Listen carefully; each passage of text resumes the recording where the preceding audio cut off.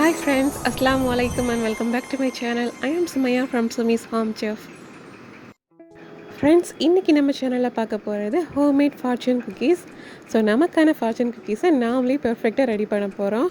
ரொம்பவே கிறிஸ்பியாக இருக்கிறது மட்டும் இல்லாமல் அதை உடச்சி சாப்பிடும்போது ரொம்பவே ஈகராக இருக்கும். உள்ளாடி என்ன எழுதியிருக்கு அப்படின்னு சொல்லிட்டு இந்த மாதிரி செஞ்சு நம்ம வீட்டில் கொடுக்கும்போது ரொம்பவே ஜாலியாக இருக்கும். வாங்க இப்போ இது எப்படி பண்ணுறதுன்னு பார்க்கலாம். முதல்ல ஒரு மிக்சிங் பவுலில் ஒரே ஒரு முட்டையோட வெள்ளைக்கருவு மட்டும் நான் எடுத்துக்கிறேன், அதாவது எக் ஒயிட் மட்டும். இப்போ இந்த எக் ஒயிட்டை மட்டும் நம்ம நல்லா ஒரு ஸ்பூனை வச்சு இந்த மாதிரி அடித்து எடுத்துக்கலாம். இப்போ பாருங்கள், நல்லா நுரைச்சி வந்திருக்குது. இப்போ இதில் 3 டேபிள் ஸ்பூன் சுகரை பொடி பண்ணி எடுத்திருக்கேன். ஸோ அதை இதில் சேர்த்து திரும்பவும் நம்ம நல்லா அந்த ஸ்பூனை வச்சு அடித்து எடுத்துக்கலாம்.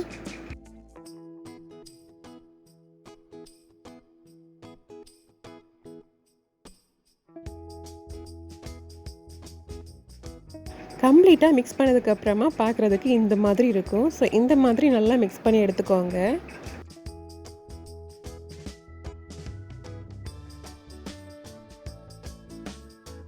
அடுத்ததாக இது கூடவே 3 டேபிள் ஸ்பூன் அளவுக்கு ஆயில் இல்லைனா மெல்டட் பட்டர் கூட சேர்த்துக்கலாம். நான் இங்கே நார்மல் ரிஃபைண்ட் ஆயில் தான் யூஸ் பண்ணுறேன்.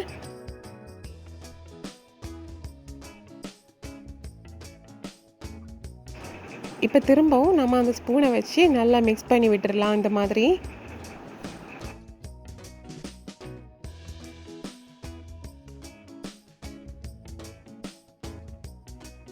நல்லா மிக்ஸ் பண்ணி எடுத்ததுக்கப்புறமா நாம் இதில் பிஞ்ச் ஆஃப் சால்ட்டு சேர்த்துக்கலாம். அதாவது கொஞ்சமாக சேர்த்தா போதும், ஒரு சிட்டிகை அளவு இந்த மாதிரி சேர்த்துட்டு திரும்பவும் அந்த சால்ட்டை எல்லா பக்கமும் ஈவனாக மிக்ஸ் பண்ணி விட்டுக்கோங்க. அடுத்ததாக நாம் இதில் மாவு சேர்க்க போகிறோம். மைதா மாவு ஒரு 1/4 கப் அளவுக்கு சேர்த்தா போதும். ஸோ அதை மொத்தமாக சேர்க்காமல் கொஞ்சம் கொஞ்சமாக சேர்த்து கலந்து விட்டுக்கோங்க. அப்போ தான் கட்டிகள் எதுவும் இல்லாமல் ஈவனாக நாம் மிக்ஸ் பண்ணி எடுத்துக்க முடியும்.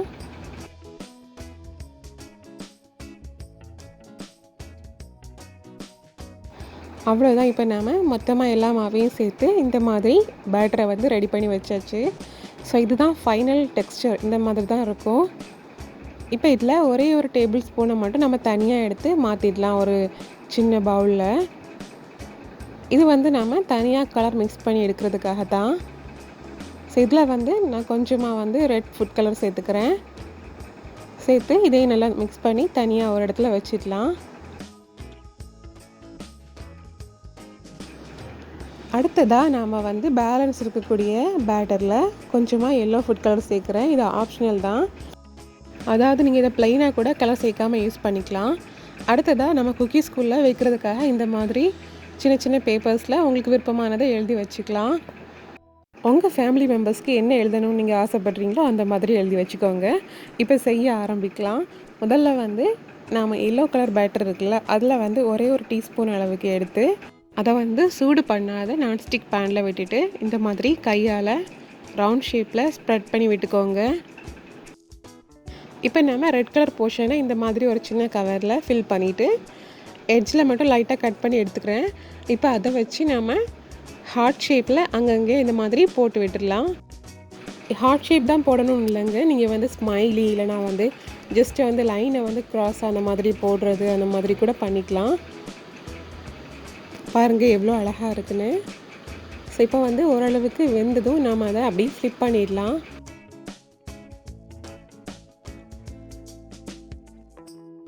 ஃப்ளிப் பண்ணிவிட்டு மறுபக்கமும் ஓரளவுக்கு குக் ஆனதுக்கு அப்புறமா நாம் இதை அப்படியே சூட்டோடு எடுத்து ஃபோல்ட் பண்ணி எடுக்க போகிறோம். ஸோ இதை நம்ம அந்த சூட்டோடையே நமக்கு தேவையான டெக்ஸ்ட்டை அதுக்கு உள்ளாடி வச்சுட்டு ஒரு பவுலோட எட்ஜஸில் இந்த மாதிரி 2ஆக மடக்கி லைட்டாக ப்ரெஸ் பண்ணி விட்டுக்கோங்க.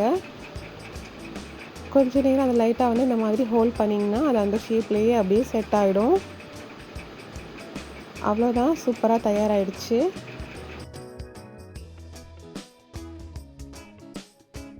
ஸோ திரும்பவும் நீங்கள் பண்ணும்போது நான்ஸ்டிக் பேனை ரன்னிங் வாட்டரில் வாஷ் பண்ணி கம்ப்ளீட்டாக கூல்டவுன் ஆனதுக்கப்புறமா ஒரு டீஸ்பூன் அளவுக்கு பேட்டரை விட்டு கையால் ஸ்ப்ரெட் பண்ணிவிட்டு அதில் இந்த மாதிரி சின்ன சின்ன டிசைன் போட்டுட்டு ஓரளவுக்கு வந்ததுக்கப்புறமா ஃப்ளிப் பண்ணி 2 பக்கமும் ஈவனாக வந்ததுக்கப்புறமா நம்ம வந்து சூடு ஆறதுக்கு முன்னாடி அதுக்குள்ளாடி அந்த டெக்ஸ்ட்டை வச்சுட்டு ஹாஃபாக ஃபோல்ட் பண்ணிவிட்டு ஒரு பவுலோட எட்ஜில் வச்சு அதை வந்து ஆப்போசிட் சைடில் இந்த மாதிரி ப்ரெஸ் பண்ணி எடுத்துக்கணும். இது வந்து நாம் சூடு ஆறதுக்கு முன்னாடி பண்ணால் தான் நமக்கு சூப்பராக செஞ்சு எடுத்துக்க முடியும். ஆறிடுச்சுன்னா அப்புறமா ஷேப் பண்ணுறதுக்கு வராது. அவ்வளோதான் ஃப்ரெண்ட்ஸ், முடிஞ்சிடுச்சு. ஸோ இந்த மாதிரி உங்களுக்கு விருப்பமான டெக்ஸ்ட்டை வந்து இந்த மாதிரி சின்ன சின்ன பேப்பரில் எழுதி அதை வந்து இந்த குக்கீஸ்குள்ளாடி வச்சு நீங்கள் சர்வ் பண்ணிக்கலாம். ஸோ ஹோம்மேட் ஃபார்ச்சூன் குக்கீஸ் ரொம்பவே அழகாக தயாராகிடுச்சு. பார்க்கவே அழகாகவும் கலர்ஃபுல்லாகவும் இருக்குதுல்ல. நானும் நிறைய டெக்ஸ்டெல்லாம் எழுதியிருக்கேன். ஸோ இப்போ நம்ம சேனல் சார்பாக ஒன்று எடுத்து உடச்சி பார்த்துக்கலாம் என்ன எழுதியிருக்குன்னு.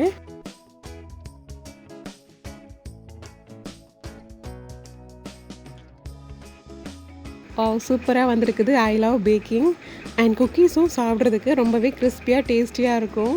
ஸோ ஃப்ரெண்ட்ஸ், நீங்களும் உங்கள் வீட்டில் இந்த மாதிரி எழுதி குக்கீஸ் செஞ்சு கொடுத்து பாருங்கள். ரொம்பவே ஜாலியாக இருக்கும்.